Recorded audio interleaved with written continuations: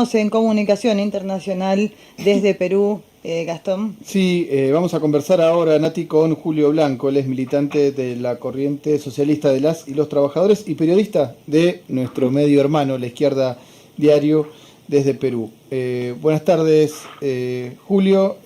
Bueno, acá ya son las tardes, ahí todavía entiendo la mañana. ¿Cómo estás? Hola Gastón, un saludo a todos los compañeros y compañeras de Argentina, a los cuales podemos llegar a través de este medio de comunicación. Bueno, sí, hacerles llegar el saludo desde Perú.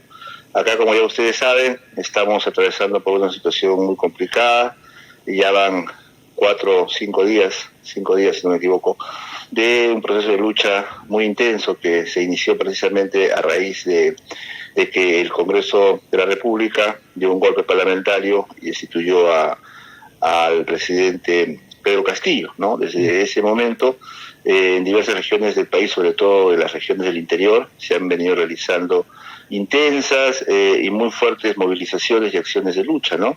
Que han reconfigurado, diríamos así, el escenario político nacional, ¿no? Entonces nos enfrentamos a una situación de esa naturaleza, ¿no? Ayer, ya el gobierno dictatorial, diríamos, de Dina Boluarte, que es quien asumió la presidencia a raíz de este golpe parlamentario, ha decretado el estado de emergencia en diversas regiones del país, sobre todo donde los conflictos, la resistencia, diríamos así, la movilización era más fuerte, como es el caso de Apurímac, Andahuaylas y ahora también Arequipa, ¿no? Ya tenemos conocimiento que se han reforzado los contingentes represivos de la policía. Hoy acabamos de tener noticias de que en Arequipa también ya han salido incluso militares, la ciudad ha amanecido militarizada, que es una de las regiones donde hay una de las regiones donde ha habido mayor participación, diríamos, de la población en las luchas, ¿no? Y tenemos también conocimiento que ya hay un fallecido más por parte de los movilizados, ¿no? Ya tenemos entonces ocho muertos, ¿no? Dentro de los cuales destacan pues jóvenes, adolescentes, ¿no?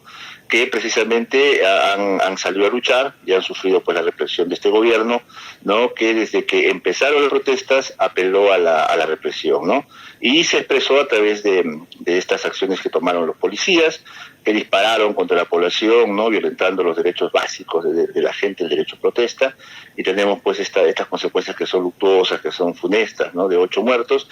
En menos de 5 días, este gobierno ha superado con creces, diríamos así, lo que fue el gobierno breve también de Merino, ¿no? Que como se recuerdan ustedes hace unos años atrás, tuvo también una iniciativa de esta naturaleza. En esa oportunidad fallecieron 2 compañeros, Inti y Brian, ¿no? Y el gobierno se cayó. Bueno, ahora ya van 5 días y van 8 muertos. Y al parecer la cosa va para más. El gobierno ha decidido tener como salida la represión, a pesar que habla de diálogo y muchas otras cosas. Su base de maniobra, diríamos así, para enfrentar a los movilizados, al pueblo movilizado, es la represión. Entonces estamos en un escenario de esa naturaleza, Gastón. Bien, Julio, preguntarte entonces en relación a estas acciones y bloqueos que llevan adelante trabajadores, jóvenes, campesinos, ¿qué reclamos tiene el pueblo trabajador en estas acciones? Bueno, en realidad son diversas las acciones que se han llevado a cabo. Tal vez las más contundentes, las más llamativas y las que han tenido un mayor impacto social y económico son los bloqueos de carreteras, ¿no? Se ha logrado bloquear la carretera Panamericana Sur, ¿no? En la zona de Ica, que es de acceso directo a Lima. Se ha bloqueado también la carretera Panamericana Norte, ¿no? En la zona de Trujillo, Piura, La Libertad, ¿no? Que es una zona también muy importante, ¿no? De acceso a Lima desde el norte, ¿no? Y se han bloqueado diferentes carreteras en el interior del país, ¿no? Una carretera importante en la selva, ¿no?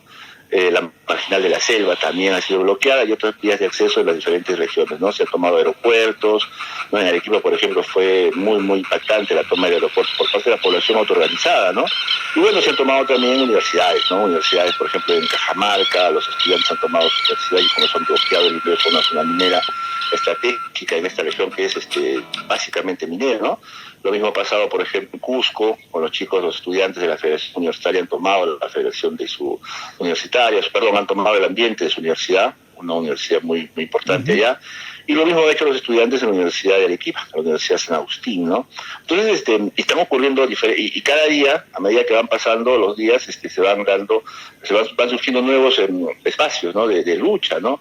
Ayer, por ejemplo, aquí en la zona donde nosotros vivimos, que es en el sur del Perú, en Tacna, que es frontera con Chile, que se mantenía muy pasiva la cosa, ya se han realizado acciones, ¿no? Y campesinos han tomado también la Panamericana Sur, y hoy día ha amanecido toda la Panamericana Sur de acceso hacia Chile bloqueada, ¿no? Bloqueada. Entonces, bueno, y así vemos nosotros que Puno, ¿no? Ayacucho están en un proceso de efervescencia social. ¿Qué es lo que pide? ¿Qué es lo que se está pidiendo? Básicamente, me parece que por lo que podemos ver y lo que hemos venido conversando también con los compañeros y otros corresponsales que tenemos en las diversas regiones del país, una consigna que unifica a todos los que se movilizan es que se vaya Dina, ¿no? Que se vaya Dina Boluarte, ya que la gente la siente, la percibe, ¿no? Como una usurpadora, ¿no? Que ha traicionado la voluntad popular, porque como ustedes saben, ella llegó como vicepresidenta de Castillo, ¿no? Claro. Y en diferentes momentos ella se pronunció, en el hipotético caso que se diera una vacancia de Castillo, ella renunciaba, ¿no? Pero no lo hizo, ¿no? Y se coludió con el sector golpista del Parlamento, que desde un primer momento, desde que Castillo asumió la presidencia, estuvieron empeñados en vacarlo, en destituirlo, ¿no? Por eso que nosotros decimos que es un golpe, ¿no? No es que haya surgido en una circunstancia. Sí, Castillo, al tratar de implementar una intentona bonapartista como la que hizo el día 7, que no se terminó de consumar incluso porque no hay ningún documento formal que lo certifique, ¿no? Les dio a ellos la justificación. Pero el golpe en sí mismo ya venía trabajándose desde el primer día que asumió Castillo, ¿no? Por eso implementaron 2 intentos de vacancia, judicializaron el accionar del presidente, crearon toda una novela, ¿no? Construida a partir de colaboradores eficaces, etcétera, etcétera, para sacar a Castillo, ¿no? Y esta mujer, Dina Boluarte, que era su vicepresidenta, termina coludiéndose con estos sectores golpistas, y es por eso que la principal demanda de los que se movilizan es que se vaya Boluarte, ¿no? Es que se vaya Boluarte, ¿no? Y a partir de ahí ya surgen, hay matices, diríamos, ¿no? O diferentes alternativas, ¿no? Hay, por ejemplo, quienes piden que debe darse un adelanto de elecciones, ¿no? Inmediatamente, o en el más breve tiempo posible. Hay quienes plantean de que debe cerrarse el Congreso, ¿no? Y darse elecciones, ¿no? Y hay quienes plantean minoritariamente que debe volver Castillo a la presidencia, ¿no? Entonces todos estos sectores confluyen hoy en la lucha contra la represión y la lucha contra Dina, ¿no? Pero como te menciono, están las diferentes salidas, ¿no? En ese marco nosotros proponemos que la lucha siga, que se desarrolle en espacios de autoorganización, como se han venido haciendo, como se están haciendo, ¿no es cierto?, a partir del proceso mismo de lucha, y lo hemos podido ver incluso en la selva, en Loreto se han formado espacios de articulación de los sectores obreros, campesinos y populares, ¿no? Lo mismo ha ocurrido, por ejemplo, en Ica, ¿no? Una región muy importante en la lucha, donde se han juntado trabajadores mineros, trabajadores del agro, ¿no? Y estudiantes y la población, y han formado un espacio para enfrentarse a la represión policial y para mantener los bloqueos de carreteras.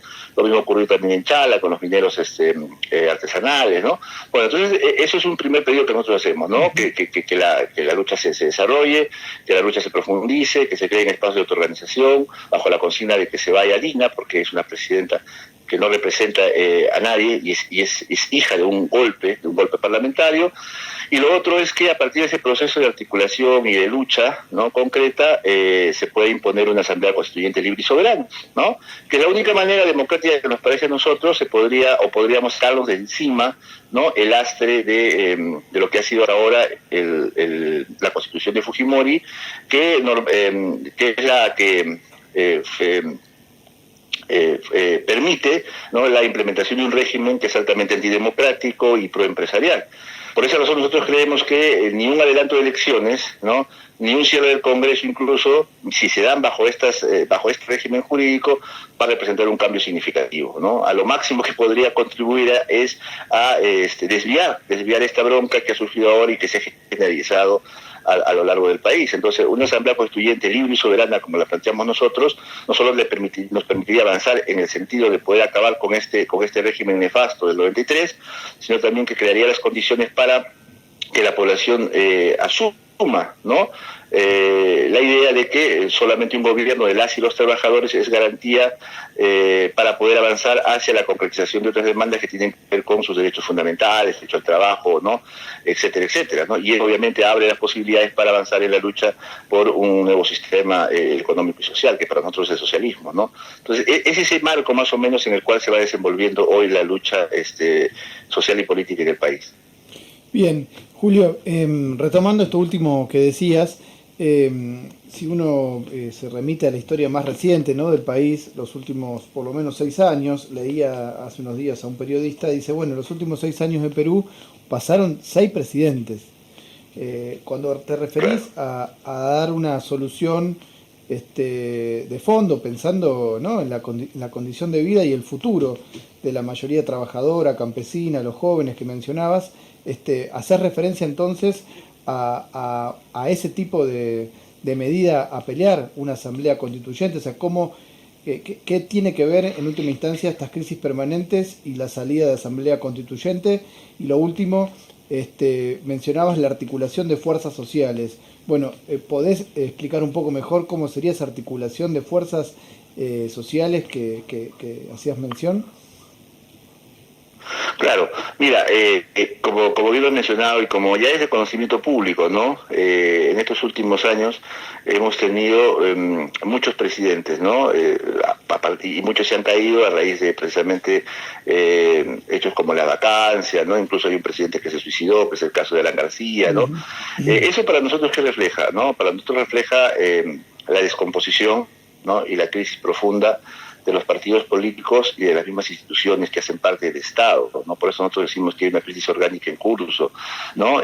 Tanto las instituciones y los partidos, ¿no?, al estar estructurados en función de los intereses de los grandes capitalistas, de los empresarios, ¿no?, han empezado a replicar desde el Estado las mismas formas, ¿no?, de desarrollo del sistema capitalista, empresarial, ¿no? De tal manera que el accionar político se ha convertido en una forma de generar recursos para intereses muy particulares, ¿no?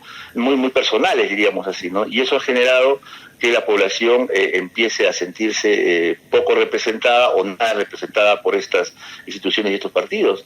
En eso se expresaría, en todo caso, el repudio generalizado que existe hoy en el Perú hacia el Parlamento, ¿no? Un Parlamento que se lo percibe como como dice la población, como un nido de ratas, ¿no? Así le llaman aquí, ¿no? ¿Por qué razón? Porque los congresistas llegan ahí y lo primero que hacen, traicionan sus promesas de campaña y negocian con los empresarios para obtener gollerías, aparte de las ya gollerías que tienen por el hecho de ser congresistas, ¿no? Y lo mismo pasa con los presidentes, mira, desde Ollantumal, el mismo Alan García, Toledo, e inclusive el mismo Castillo, ¿no?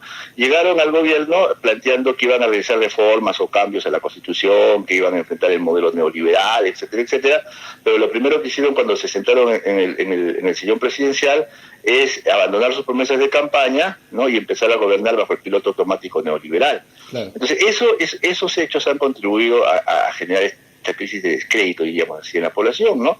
Y la población ya no encuentra canales para expresarlos. Por eso decimos también que hay un fracaso ahí de la institucionalidad burguesa, ¿no?, la misma democracia burguesa, ¿no? Y es por eso que la calle se convierte en una forma de manifestarlo, y es por eso que tenemos las movilizaciones que tenemos, ¿no? Ahora, por eso nosotros decimos, en el marco de ese régimen, en el marco de esa normatividad, en el marco de esa institucionalidad, e incluso con esos partidos, ¿no?, es imposible que se puedan plantear alternativas de fondo, ¿no? Es necesario para eso acabar con ese régimen, y la única forma que para nosotros es posible hacer eso es a partir de la lucha y de la autoorganización de los sectores populares, de los trabajadores, de los campesinos y de la juventud. Y es precisamente a partir de experiencias como estas que se pone en evidencia que es posible. Se nos había dicho mucho, incluso la izquierda reformista decía mucho en el Perú que era imposible, que la gente no salía, que la gente nunca iba a salir, que la gente estaba acostumbrada, que la gente no, etcétera, etcétera. Pero bueno, hoy estamos viendo que no es así. Y mira, de manera espontánea o cuasi espontánea, en diversas regiones, ¿no? Hoy se reporta, por ejemplo, en la mañana, que en más de 20 regiones hay hay espacios de movilización. Entonces, ¿qué demuestra eso? Que la gente sí puede y sí tiene la predisposición a salir a luchar. Entonces, nosotros por eso creemos que a partir de esas acciones concretas de lucha de la gente, se puede, de la gente, de la clase trabajadora, ¿no?, de los sectores populares, se puede avanzar hacia la construcción de una sociedad distinta, ¿no? Pero para ello es importante primero acabar con este régimen, y la forma más democrática que nosotros entendemos que eso se puede hacer es a través de la imposición de una asamblea constituyente, pero no una asamblea constituyente que nazca, como dicen algunos aquí, ¿no?, de este parlamento, que nazca por iniciativa del presidente, que nazca por iniciativa incluso de la Boluarte. Hay quienes dicen que la Boluarte convoque una constituyente. Ahorita estoy escuchando unos dirigentes de Perú Libre que dicen que hay elecciones y que el nuevo presidente convoque una constituyente. Entonces, para nosotros esa no es una salida, ¿no? ¿Por qué? Porque la misma normatividad, como ya lo hemos mencionado, precisamente está orientada a impedir la participación popular. Es un sistema antidemocrático. Este régimen es un régimen antidemocrático, ¿ya? Entonces nosotros creemos que para acabar con eso es necesario crear primero un condicionamiento social, espacios de autoorganización social, obrero y popular, ¿no? Y desde esos espacios imponer esa asamblea constituyente donde la población sí tendría, ¿no?, la posibilidad real de participar, de plantear sus puntos de vista y de discutirlo absolutamente todo, desde el régimen económico, ¿no?, el sistema de salud, el sistema educativo, etcétera, etcétera, ¿no? Creando mecanismos de representación directa, no como se viene haciendo ahora, ¿no?, donde tú le das representación a un parlamentario, llega al Congreso, ¿no?, y recibe una bollería de un sueldo de más de $10,000 y se olvida obviamente de todo. No, ahora no, nosotros planteamos que en esa constituyente precisamente los delegados sean elegidos directamente por la población en función de su representatividad, ¿no?, y puedan ser incluso destituidos por la población si es que estos no cumplen su mandato, ¿no?, y sus remuneraciones no sean mayores a las que tiene, por ejemplo, un trabajador calificado, para acabar precisamente con todos estos privilegios que tiene esta casta política que se ha ido construyendo, ¿no? Entonces, eso para nosotros nos permitiría, en primer lugar, avanzar hacia la posibilidad de acabar con este régimen. Y también, como lo dije hace un momento, nos permitiría a nosotros ayudar a elevar el nivel de conciencia de la clase trabajadora y del pueblo peruano, en el entendido de que solo la organización obrera y popular puede permitir, a través de un gobierno de las y los trabajadores, avanzar directamente con la concretización de sus grandes demandas, ¿no? Se los ha dicho aquí también, la izquierda reformista contribuyó mucho a decirnos de que la única forma de que podamos mejorar nuestras condiciones de vida es apostar por una alternativa que se desenvuelva dentro del Estado burgués. Nosotros creemos que no es así, ¿no? Esa estrategia, por ejemplo, de lanzar candidatos para que administren el Estado burgués ha fracasado. Fracasó radicalmente con Ollanta y ha fracasado ahora con Castillo, porque precisamente lo que Castillo ha hecho o ha tratado de hacer es llegar al Estado burgués, ¿no?, y tratar de administrar ese Estado burgués, y no lo ha podido hacer. Ha sido cooptado por el mismo aparato burgués, ¿no es cierto? Y cuando las clases dominantes han sentido que ya no lo necesitaban, lo han sacado, como lo han hecho ahora, ¿no? Entonces, para nosotros, esa estrategia de querer administrar el Estado burgués y desde adentro tratar de orientarlo hacia los intereses populares es una estrategia absolutamente inviable, ¿no? Y por eso nosotros apostamos por un gobierno de las y los trabajadores, ¿no? Julio, como única garantía, como te volví a decir, de poder avanzar hacia los objetivos reales, ¿no?, de los sectores populares y la clase trabajadora. Sí, Nati, ahí, perdón, Julio, Natalia Sí. te iba a hacer una pregunta. Julio, ¿cómo te va? Natalia te saluda. Te quería preguntar, en la situación actual, ¿no? Están los bloqueos, las movilizaciones y demás. ¿Qué rol están jugando los sindicatos, las centrales sindicales allá en Perú? Mira, la situación, la participación de los sindicatos es, diríamos, diferenciada. No existe una uniformidad de criterios, ¿no? Porque tampoco tenemos un grado de centralización sindical, diríamos así, monolítico que el Perú, ¿no? Hay diversos, está la CGTP, ¿no?, que formalmente representa a la mayoría de sindicatos, digo formalmente porque en estos últimos tiempos su grado de representatividad ha caído enormemente, ¿no? Pero la CGTP, por ejemplo, ha sacado un comunicado hace algunos días diciendo que convoca a una jornada nacional de lucha para el día jueves 15, o sea, para mañana, ¿no? Uh-huh. Y sus principales demandas son elecciones inmediatas y cierre del Congreso, ¿no? O sea, para ellos el problema no es Dina Boluarte, el problema ni siquiera tiene que ver con la Asamblea Constituyente, simplemente que cambien que haya elecciones rápidas y que cierren el Congreso, ¿no? Por otro lado está el gremio de maestros, ¿no? Hay dos gremios de maestros, uno que lo controla un viejo partido de la izquierda reformista que se llama Patria Roja, ¿no? Que su gremio se llama SUTEP, ellos se han alineado al planteamiento de la CGTP, y por otro lado está el sector mayoritario del gremio de maestros, que es el FENATEP. Este sector lo controlan docentes que son muy cercanos a Pedro Castillo, ¿no? Entonces ellos están convocando para una paralización a iniciarse también el día de mañana, ¿no? Y ellos están pidiendo también que se Boluarte, y que un sector de ellos, no todos, pero un sector de ellos está pidiendo el retorno de Castillo, ¿no? ¿Y por qué lo hacen? Porque obviamente ellos tienen una vinculación, han tenido una vinculación muy estrecha con Castillo, ¿no? El resto de sindicatos que están, diríamos así, que tienen una participación importante, ¿no? En sus diferentes sectores, han empezado a plegarse a las luchas, ¿no? De diferente manera. Por ejemplo, en Arequipa la participación de los gremios de trabajadores ha sido muy fuerte, muy fuerte. Por esa razón incluso es que sus acciones se han orientado hacia sectores económicos importantes. Hace 2 días atrás intervinieron una empresa importante de la región que es Leche Gloria, ¿no? Y han empezado a realizar acciones para bloquear precisamente las actividades económicas, ¿no?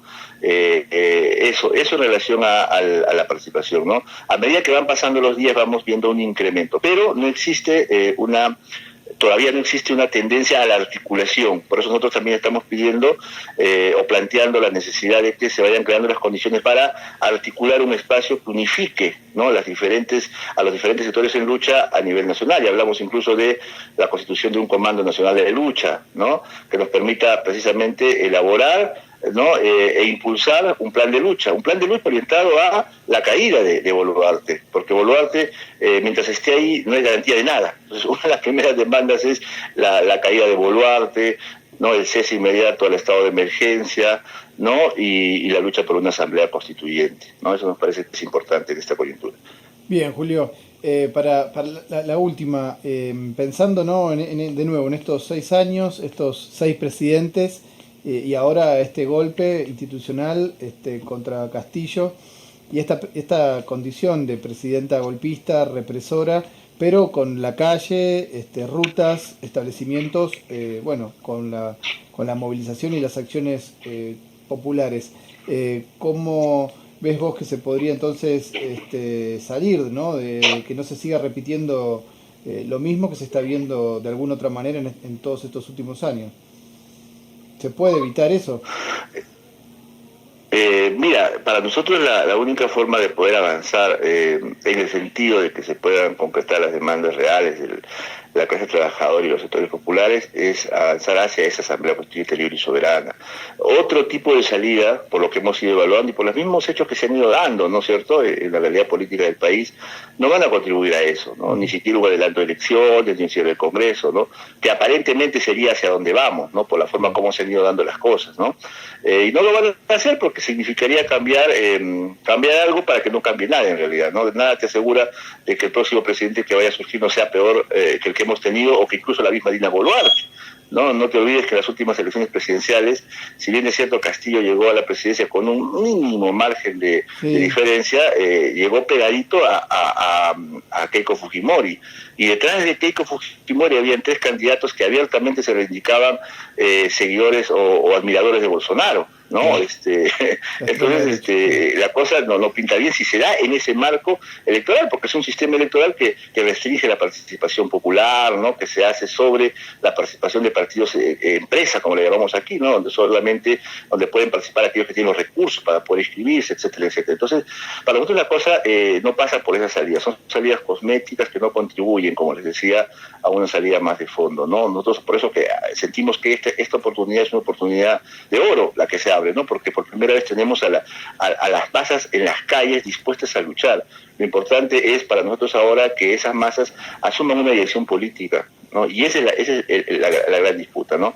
La izquierda reformista, en sus diferentes variantes, no van a ir más allá. Están planteando, como decía, reformas dentro del sistema, ¿no? Reformas dentro de incluso el mismo régimen político del 93, ¿no? Entonces, para nosotros lo fundamental para poder dar un paso, ¿no?, progresivo y avanzar hacia algo mayor, es precisamente la posibilidad de implementar esta Asamblea Constituyente Libre y Soberana, que nazca precisamente, como decíamos, ¿no?, de la autorganización obrera y popular, ¿no?, y permita acabar con todo la normatividad y la institucionalidad del régimen del 93, que se sostiene en la Constitución del 93, que fue impuesta por Alberto Fujimori. Bien. Bueno, muy completo, Julio, te agradecemos tu participación, esperemos que esto contribuya a difundir esta alternativa de salida de esa crisis y bueno, seguiremos en contacto lo que resta de lo que haga falta para seguir haciendo conocer otra mirada y otra propuesta en lo que es la crisis de Perú. Gracias Gastón, gracias a todos ustedes y invitarlos a que lean Izquierda Diario Perú. Estamos sacando de manera cotidiana los reportes, ¿no?, de las movilizaciones, y también ahí estamos haciendo llegar los diferentes comunicados y declaraciones de nuestra organización, ¿no? Muchas gracias a todos ustedes y bueno, estamos para seguir apoyando. Bueno, gracias a vos nuevamente. Julio. Buenas tardes. Pasó aquí en Pateando el Tablero Julio Blanco desde Tacna, Perú. Y también, bueno, editor de La Izquierda Diario. Muy completa la cobertura que se está haciendo, con crónicas y videos y fotos de las acciones que en este caso está llevando adelante el pueblo trabajador, muchos jóvenes, como él comentaba. Bueno, todo eso lo pueden seguir día a día a través de La Izquierda Diario Perú.